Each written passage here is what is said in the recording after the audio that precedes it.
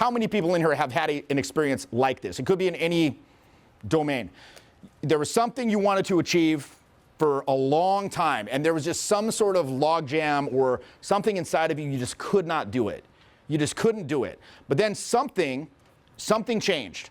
And all of a sudden, you were able to do it, and not only were you able to do it, the Herculean challenges that stood in the way seemed effortless.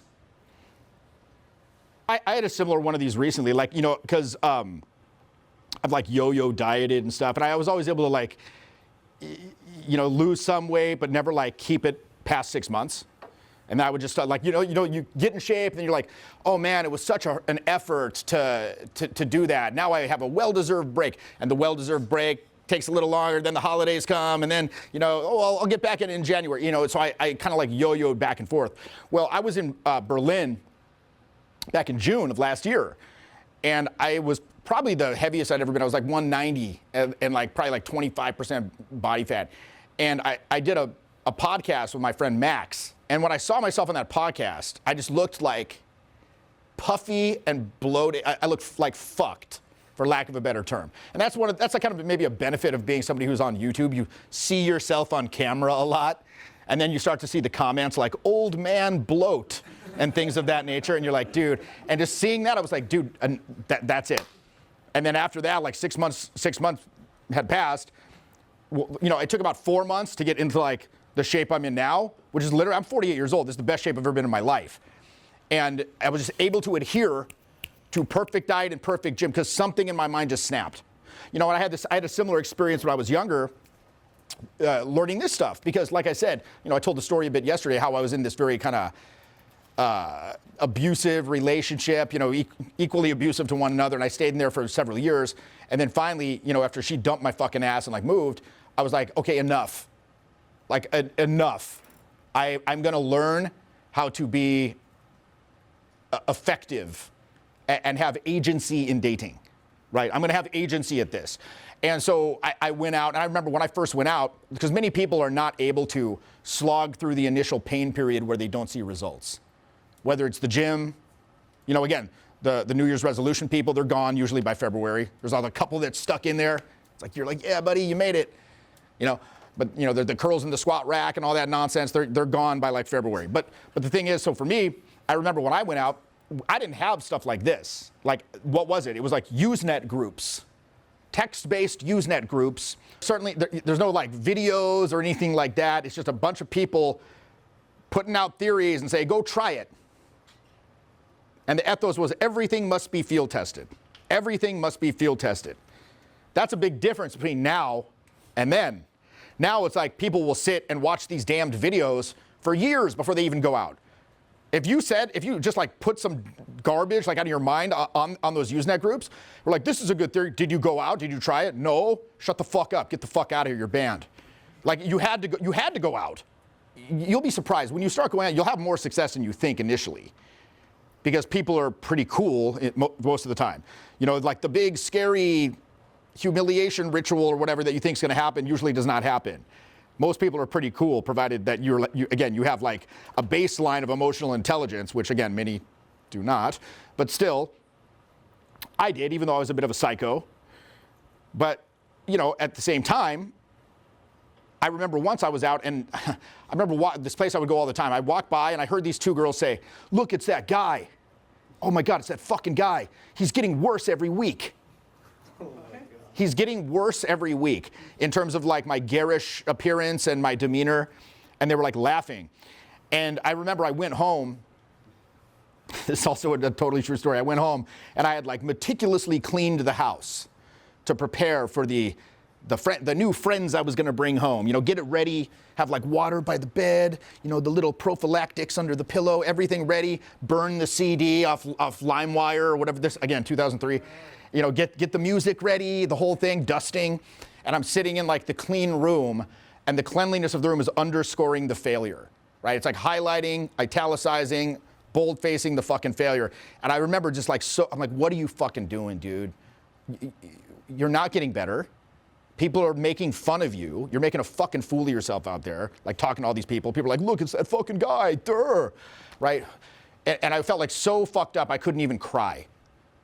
I wanted to, but I was just like kind of just numb to it. But then I remember thinking this exact phrase. I remember thinking this. I said, if I go down, if like somehow this takes me down, I'm going out with my fingers white knuckle wrapped around its fucking throat. So in other words, what's the alternative? Keep going out and keep meeting someone at work and having like zero agency and just hoping I get lucky. Like, no. That's not going to happen because I had thrown that emotional leverage switch. And so it became effortless. Like I didn't care about this nonsense. People laughing at me.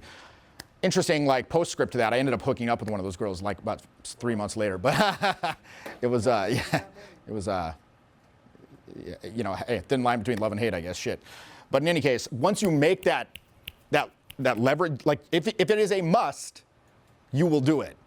If it's all I should do it, it'd be cool if I did it. It'd be cool if I was better at socializing. It'd be cool if I could go to a party and mingle better. Like, it's not that important to you. If it's not that important to you, you're not going to do it. I had a roommate of mine. He was a purple belt in jiu-jitsu.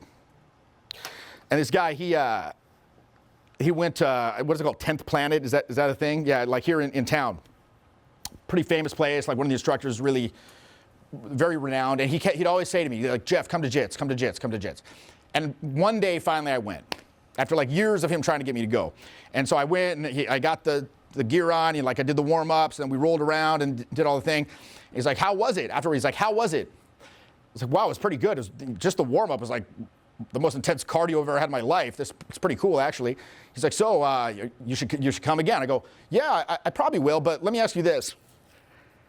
Like, how long do I have to go before, like, in your opinion, how long would I have to go before I stop getting my ass completely handed to me every fucking time?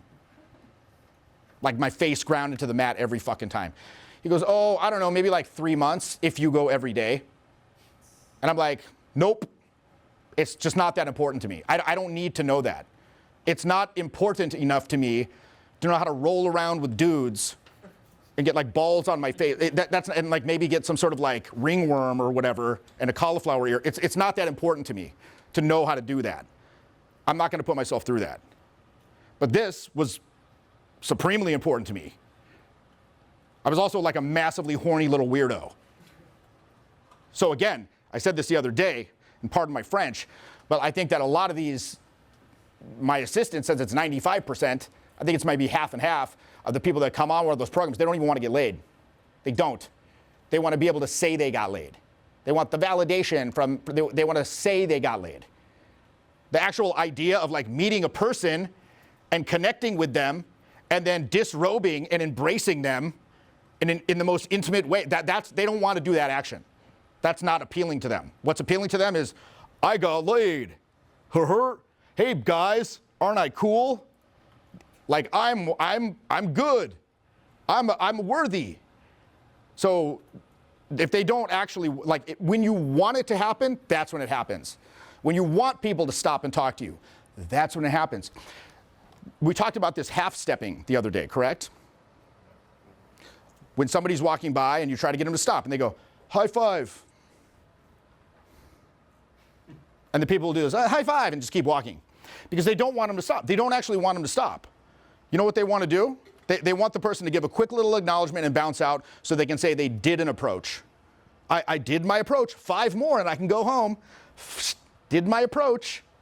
If you actually wanted them to stop, they would stop. If you actually wanted them to take your number, whatever, like that's when it happens. You have to actually, like, so the point is, remember, one of the first pillar of self-esteem, the practice is engaging in conscious living. Like, what do you really fucking want? What do you really, really, really, really want? So again, take that to heart. I've completed the 8-week charisma mentoring course, and what a fantastic 8 weeks it has been. Absolutely flown by. How to behave in social interactions, how to feel truly confident in myself. It is perfect, really. Everything is built upon the previous week. It's been absolutely eye-opener. It's been a fantastic course, and I highly recommend this course to anyone that's just trying to get into the next step of sort of developing their own growth and self-confidence, this is the one for you. This is an absolutely great course.